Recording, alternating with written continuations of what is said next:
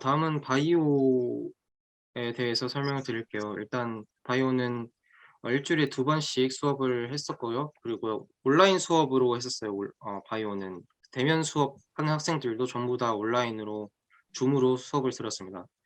그리고 이것도 마찬가지로 PPT로 매 수업 진행을 하고 고등학교 기준으로 생명과학 1과 2 이거는 화학과 다르게 정말 고등학교에서 배운 것만 수업 시간에 나와요. 그래서 화학보다는 어찌 보면 더 쉽다고 말씀을 드릴 수 있을 것 같고 숙제들은 객관식 문제들이 되게 많이 나와요. 서술형 문제보다는. 그래서 토픽이 끝날 때마다 1 시간, 2 시간씩 잡아서 선생님께서 해설을 해 주시고 뭐 질문이 있으면 되게 웰컴한 분위기로 받아주셨던 것 같고, 일단 바이오는 내용이 너무 많아서 상식적으로 그 A레벨 원수 그 책을 다 보고 외울 수가 없거든요. 그래서 수업 시간에 튜터가 강조하는 것이 뭔지 그다음에 귀 기울여서 듣는 게 되게 중요한 것 같고, 네, 그런 것 같습니다. 그래서 시험에는 강조하는 거 위주로 나왔던 것 같아요. 그래서 수업도 잘 들어야 되고 뭐 숙제도 잘 하는 것이 딱 거기까지만 하는 게 효율적으로 공부하는 방법인 것 같습니다. 그다음에 램 리포트 같은 경우에는 4월 중순에 딱 한 번만 제출을 했고요. 그다음에 이것도 어 수업을 한 3번, 4번, 한 번은 수업에 대해서는 선생님이 말씀해 주시고 가이드라인을 제공을 해 주세요. 그래서 인트로, 뭐 메소드, 리절트, 컨클루전 같은 거를 어떤 내용을 채워야 된다는 것을 이렇게 명시를 해 둬서 거기 안에서만 이렇게 작성을 하고 또 이메일을 보내서 뭐 어떤 점이 부족한지 질문을 하고 이랬던 기억이 있습니다. 랩은 음 배웠던 안에서 주제가 선정이 되니까 그렇게 부담스러워할 필요가 없는 것 같아요. 그래서 시험에 대해서 설명드리자면 뭐 중간고사, 기말고사 다 시험을 보고요. 그다음에 빨간색으로 매우 넓은 시험 범위라고 적어 놨는데, 이게 저도 이렇게 파이널해서 공부를 안 하다가 갑자기 공부를 하려니까 이게 한 토픽마다 심한 거는 150 장이 넘어가는 PPT 분량이 있거든요. 그래서 그거를 다 숙지를 하고 이해를 하고 그러는 게 사실 그렇게 쉬운 거는 아니에요. 그래서 평소에 수업을 들으면서 요점 정리를 하고, 그다음에 아무래도 PPT는 A 레벨에 있는 것을 뭐 그림으로 이렇게 가져오기도 하고 그런 거니까 A 레벨을 보면서 공부를 하는 게 더 좋은 것 같습니다, PPT를 보는 것보다. 어쨌든 A 레벨은 뭐가 중요한지 이렇게 나와 있거든요. 그다음에 그 뒤에 보시면 기본 문제들 같은 것도 있고, 그래서 요점 정리하고 매번 복습하는 게 바이오는 정말 중요하다고 말씀드리고 싶어요. 다음 페이지 볼까요? 이거는 램 리포트를 가져온 건데 이게 젤에 DNA 밴드를 이렇게 비춰서 본 거예요.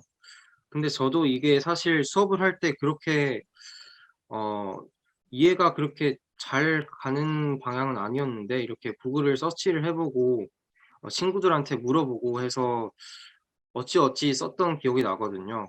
그래서 정말 가이드라인을 따르는 게 중요한 것 같아요.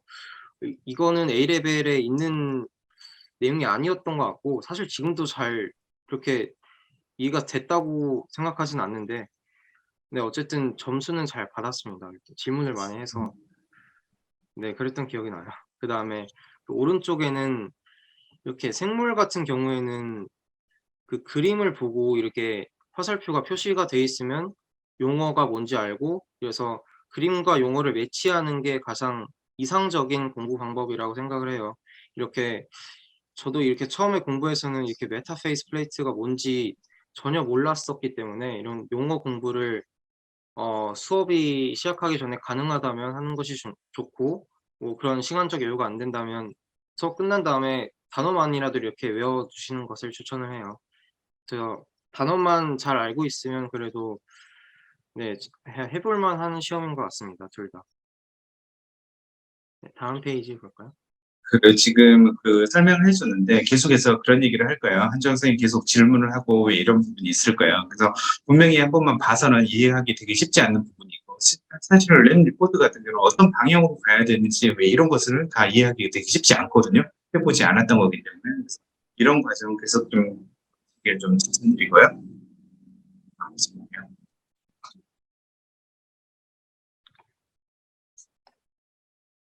그리고 질문이 있는데, 파운데이션 과정 동안 생활과 학업 모두 통틀어서 제일 흥미롭거나 재밌었던 부분, 뭐 어려웠던 부분이 궁금합니다.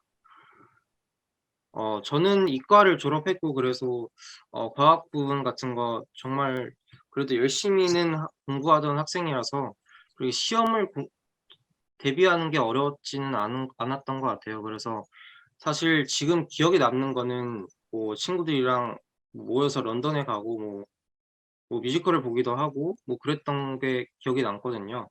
그래서 제일 흥미롭거나 재밌었던 부분이라고 하면 아무래도 여행 같은 게 될 것 같고, 어려웠던 부분은 처음에는 영어로 소통하는 거.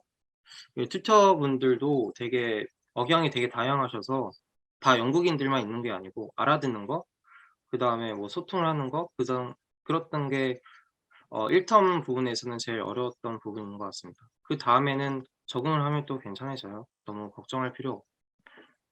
예, 이 생활 부분은 뒤에 또 자세히 나오니까 그때 좀 더 얘기를 하죠. 예. 네.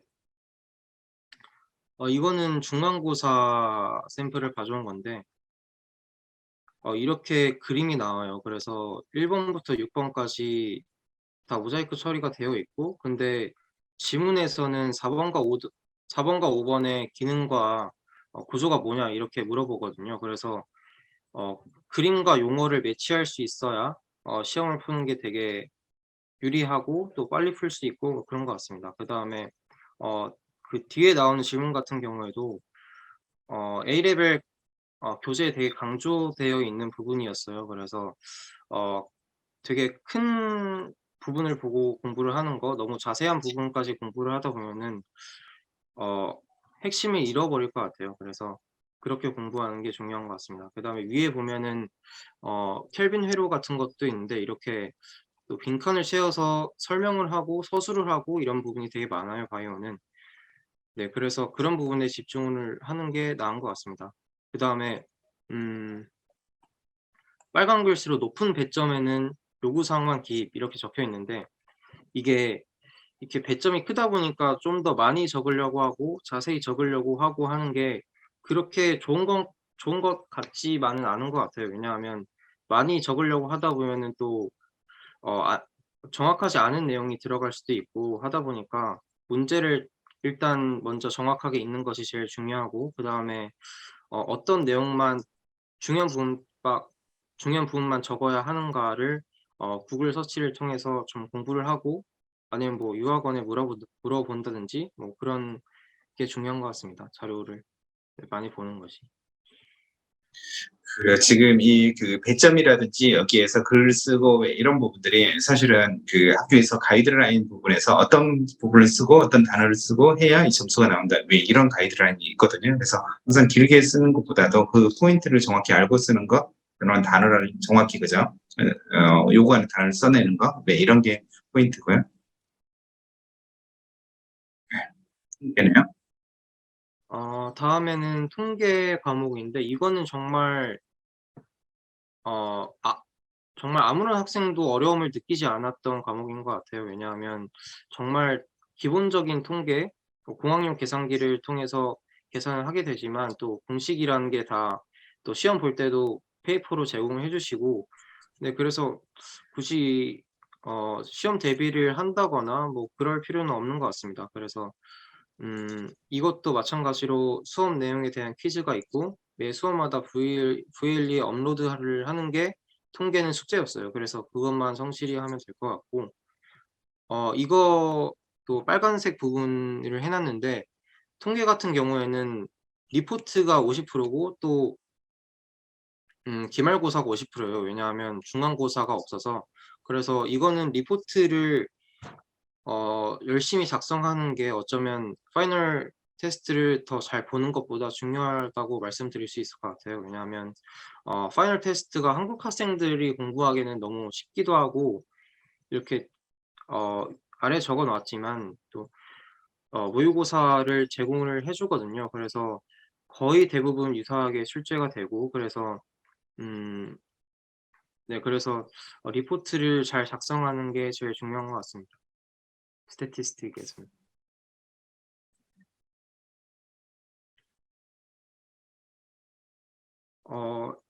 이것도 파이널 테스트 시험 본 거를 좀 가져왔어요. 이거는 모의고사 시험지인데 위에 보시면 이렇게 데이터들이 있고 그래서 A번은 뭐 그래프를 그려보고 뭐 설명을 해라 이런 문제였는데 이렇게 채점 기준들이 있어요. 정확한 타이틀을 달았느냐 아니면 스케일하고 라벨을 정확히 달았느냐 이거를 아예 제공을 해 주거든요, 모의고사 시험지에. 그래서 그래프를 그리는 것 그리고 채점 기준이 뭔지 정확히 인지를 하고 그래프를 그리고 뭐 계산을 하고 하면은 시험 점수를 받는 데는 어려움이 없을 것 같아요. 그다음에 오른쪽에는 확률 계산 문제가 있는데 어려움을 느낄 수 있는 부분이 저는 없다고 생각을 하는데 그래도 복습을 하고 또 이거를 또 튜터분들이 시험 직전에 해설을 해 주시거든요. 그래서 시험에 어떻게 나왔는지도 가끔씩 말씀을 해 주시고 그래서 네. 네. 그래서 간단한 확률 계산 문제 그렇게 어렵게 느끼실 필요는 없을 것 같습니다.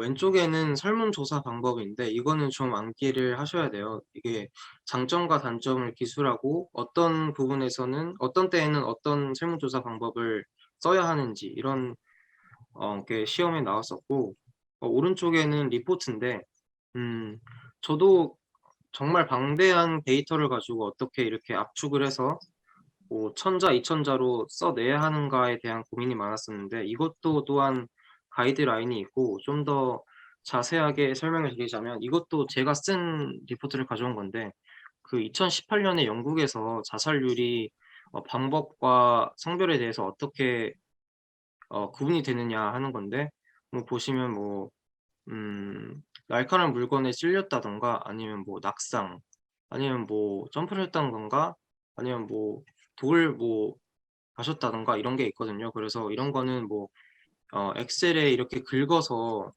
네 하면은 그렇게 어려운 부분이 아닐 것 같고 이것도 다 이거는 거의 1대 1로 봐주셨던 기억이 나요, 그 학교에서 튜터분들이. 그래서 네 그렇게 그래프를 만들거나 그랬던 게 어려웠던 기억은 없습니다. 그다음에 데이터를 구하는 방법도 다 튜터분들께서 "이런 사이트에서 이렇게 검색을 해서 데이터를 구하는 게 좋다." 이렇게 다 말씀을 해 주시기 때문에 네 그래서 의외로 리포트가 어렵지 않았던 기억이 납니다. 되게 중요하다고 생각을 해서 많이 시간을 써야 하고 막 그런 부분은 있는데 네 그래서 괜찮았던 기억이 있습니다. 음, 그래요. 지금 통계에 대해서 얘기를 그죠? 하고 있는 거죠. 예. 그래요. 그러면 이제 수학 부분에서 사실 이것만 나오기 때문에 수학은 그냥 그러니까 뭐지? 그 통계 부분은 시간이 몇 시간 정도 됐어요? 화학하고 생물에 비해서 몇 시간 정도 시간표에 차지했어요? 2 시간씩 일 주일에 2 번이었어요. 그러니까 확실히 그죠? 수업은 많지 않고요. 그래서 사실 이 부분들이 약대를 할 때 사실 기본적인 수학 부분이거든요. 이 정도는 좀 필요하거든요, 약대에서. 그래서 이렇게 되고요. 그다음에 어떤 다른 학교들 같은 경우는 뭐 수학이라고 하고 스킬 포 스터디, 포 사이언스 뭐 이런 식으로 해서 수학의 일부만 배우는 데가 있고요. 하지만 노팅엄이나 버밍엄처럼 수학을 배우는 학교들도 있고요. 다음 페이지.